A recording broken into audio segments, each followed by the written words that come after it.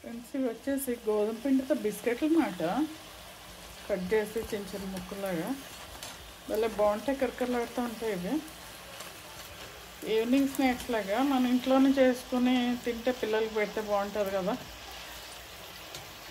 మైదా పిండి యూజ్ చేయకుండా ఒకటి గోధుమ పిండితోటి హెల్దీ రెసిపీ ఫ్రెండ్స్. ఇది చక్కగా మైదా పిండి అవి తెచ్చుకున్న వంటికి మంచి కాదు. ఇలా గోధుమ పిండి బిస్కెట్లు అనుకో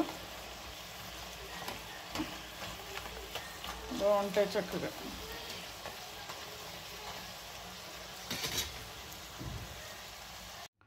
ఫ్రెండ్స్ గోధుమ పిండి బిస్కెట్లు అన్నమాట ఇవి, ఇంట్లో చేసినవి. పిల్లలకి ఈవినింగ్ స్నాక్స్ లాగా బాగుంటాయి, చక్కగా కరకరలాడుతా టేస్టీగా ఉంటాయి. Healthy food. డబ్బాలో పోసేసుకుంటే అవి ఒక 10 days వరకు బాగుంటాయి, చక్కగా ఫ్రెష్గానే ఉంటాయి.